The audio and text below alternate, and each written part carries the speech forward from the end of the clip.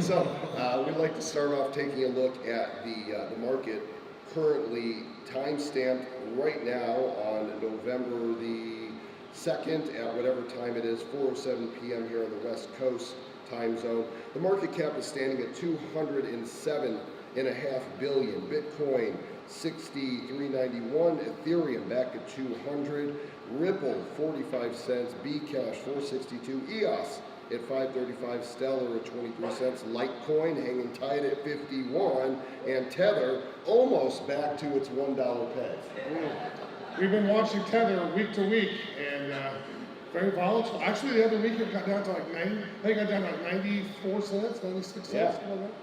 Well, you just presented here just about an hour ago, and your predictions have remained the same. You're still pegging Bitcoin for 28,000 end of 2019 and 100,000 a few years after. 5 years. 5 years 50,000 is for 2020. 100,000 will be on the next halving, which is 2023 or 2024. There's one in May of 20, and then I think the next one is 2 years after that. Is it 4 years? So at the end of 2020, it's going to be 28,000. No, 28,000 that's target for the end of next year. 50,000 for 2020. 50,000 by the end of And I 2020. think we'll get a nasty correction, and then another run up before the next halving. And didn't you say that if it doesn't hit 50,000, that you're going to eat John McAfee's dick? I said I would eat a cucumber. A cucumber. Listen, I said I would eat a cucumber if DIG doesn't hit 40 cents by the end. Oh, DIG, yep. I don't know, many of you are on Ronnie's list, so maybe following that. That's another story. Vinny, what do you think? Hey, I try to prevent this bubble. I mean, this was the kind of the running joke of last year. People actually thought it was a paradigm shift. Like it was tweeting in December, like, you know, the sarcastic tweets I put out was, oh, the guys, this is a paradigm shift. This is change. It's what do you expect to happen? This is going to be a long, cold winter. You can't, like, the bigger the party, the bigger the hangover, guys. Like, we had a big party last year. Let's just be frank. And like this year, this is the fall. Like we haven't even hit winter yet. Winter's a lot colder and it's going to last longer. So, you know, I can't see Bitcoin getting to what, 28,000 next year? By the end of next year. Yeah, I think is weed legal in Nevada? Yeah, it is actually. That explains it.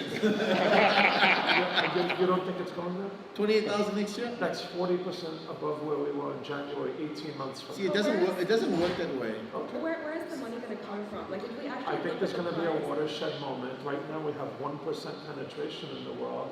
I think we are right now, before we were with the Netscape moment, watershed moment on the internet 20 years ago. I could be wrong, but you miss every shot that you don't take in life. This is a shot worth taking. A few years ago, they said Amazon was overvalued, but they were losing money on every book that they sold. Today, the company's worth $800 billion. Yes, because they have good fundamentals. They have traction. They have metrics. What are the metrics around? Let's just go to Bitcoin. What are the metrics around Bitcoin that makes you believe it's going to get to Do you think 20,000? Bitcoin is overvalued?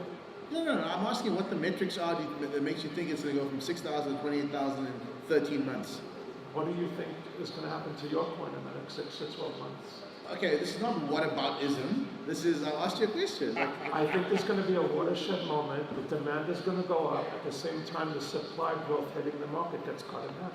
Can we get some boxing gloves? Do we have any gloves? Yeah. In this corner! I'm just asking, I'm asking what the metrics are, that's all. The metrics are that within 2 years, I think there's going to be 100 million people around the world trying to get their hands on a few million Bitcoin.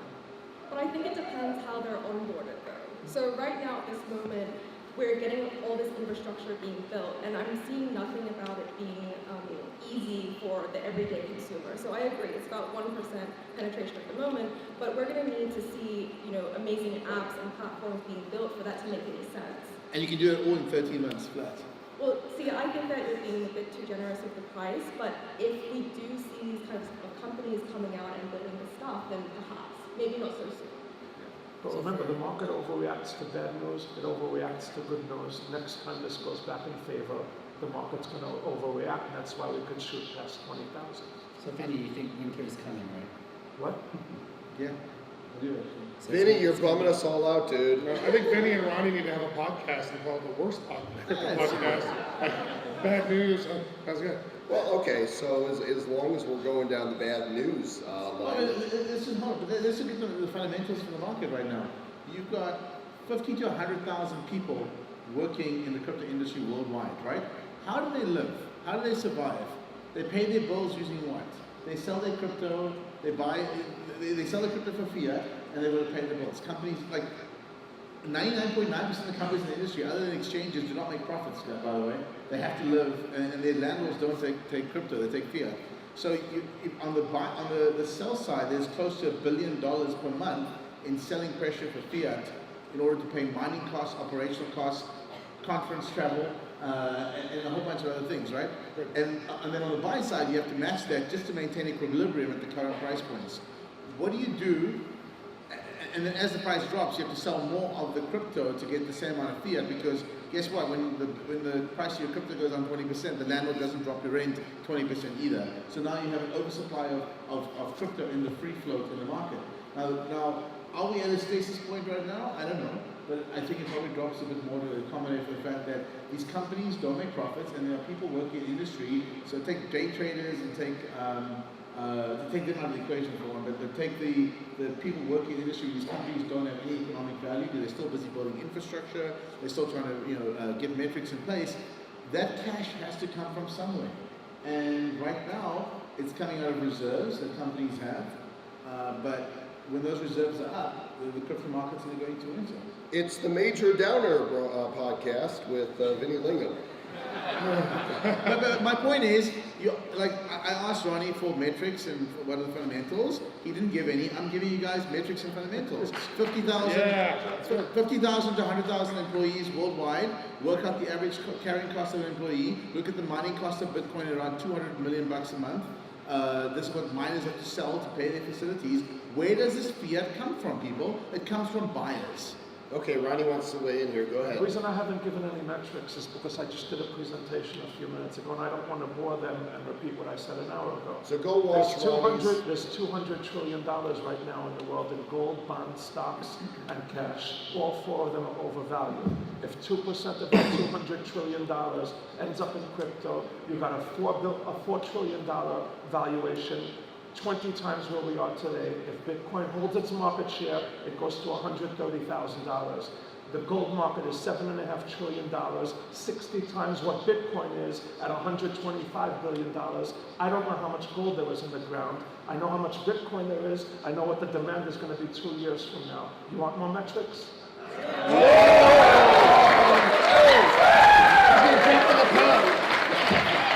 right, let's do that. Yeah, right. All right. Well, let's have everybody autograph this then while we're here. Let's just start along the way. Grab the pen. Yeah, and, please. Everyone, whoever wants to. Ronnie first. Let's just go through. Anywhere on it? I'm 51 years old. If I bend down on it. Oh, okay. Well, bring it up to him. We're trying to be here, so it needs to be on the piece because it'll get framed like that. So just find your location wherever it is. It's fine. Wait. Vinny Lingham is wrong. Why would you do Can't take Ronnie anywhere. I did right there. I'll tell you what, I'll take a bet with Ronnie. Ronnie, you want to do a bet? I'll put money where my mouth is. End of 2019, $28,000. That's your prediction? Yes. Okay, what do you want to bet? $20,000 to no charity. Okay, fine. All